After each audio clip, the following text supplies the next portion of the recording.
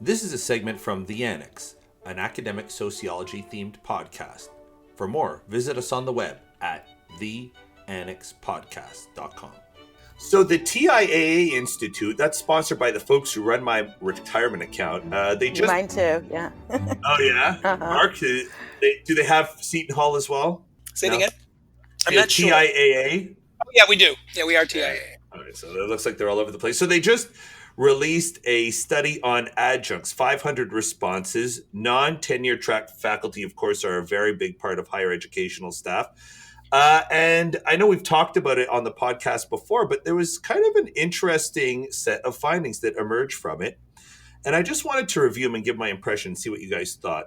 So it turns out I was surprised that by the TIAA study, a couple interesting facts.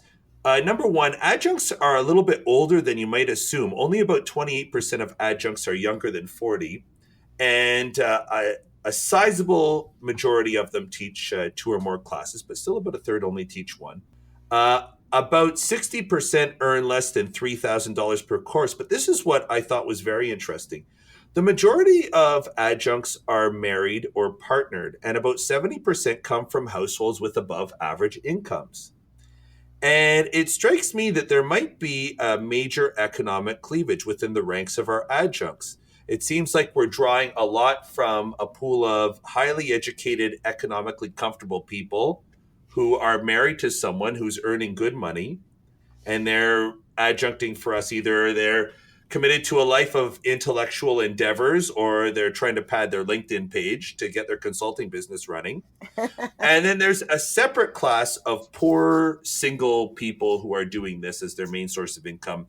And as somebody who studies finance, what I see of their finances make me think that they're destitute. So there's like inequality in the adjuncting system. And if we continue not to pay adjuncts well, what we're going to end up doing is having a training staff of people who are, comfortable dabbling in this as recreational or personal fulfillment endeavor. But and then there's this second group of people who are just destitute. Does this any comments on this, or should we just is there not much to do here?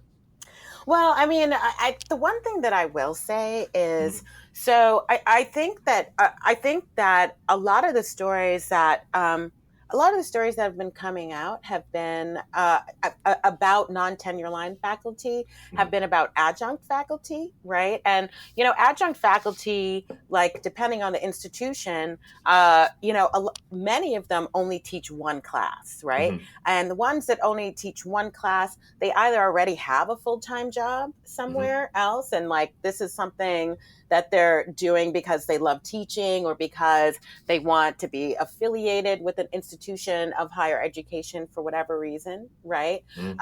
There are some other adjuncts who, they teach the one class. I took time out maybe from my law career or my medical career or what have you. And, and I'm a stay-at-home mom or a stay-at-home dad. And I keep myself intellectually engaged by teaching this one class, right? Although there are some schools in which adjunct faculty have a very heavy course load, and they only get like $3,000 per course. There's that. One of the things that I find interesting is institutions like mine have this thing that's called full-time non-tenure line faculty. And these are individuals who they teach, they have a heavier course load than tenure line faculty, but they're full-time, they get benefits. Their salary is considerably lower than that of tenure line faculty. And I'm wondering whether or not, like, this is something that we're seeing more of across the higher ed space, the sort of increase in these full-time non-tenure line faculty positions. And if so, what does that say about inequality in higher ed? I can start on that one because we also have these. We have tenure line lectureships. I think it's like you can get tenure as a lecturer. Mm-hmm. And we were really excited about them. We thought that it would give us the ability to hire more faculty, more faculty members. We thought maybe we'd get more lines and have more people dedicated full-time to the department. And they end up being just as hard to get as tenure track professorships. And I get the sense that they're just using these full-time lines to displace full-time tenure track professors rather than adjunct instructional staff. So it's like, I don't know if, at least in my college, if it created new jobs that replaced the precarious work, or it just pushed more of the workforce into more precarious jobs. Huh. Yeah.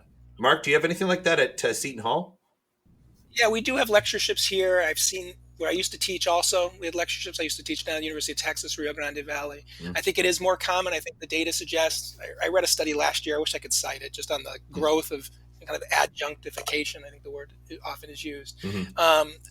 It's difficult. I mean, even if we do find, like the study you were citing, Joe, that a certain number of them are voluntary, and I've met some of those, they prefer adjuncting, right?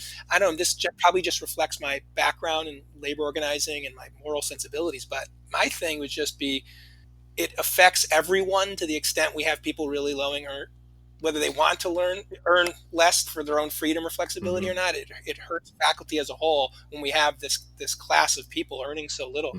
So my take would just be to push as much as we can to making sure anybody teaching. I mean, if you take an adjunct professor's $3,000, you multiply that by 5 courses, that's 15,000, right? I mean, they certainly shouldn't be earning below a certain poverty rate for a family of 2 or something like that. So I would just push it up, and encourage solidarity among faculty with adjuncts, so that we don't get in a situation where one group pulls down resources and salary for everybody.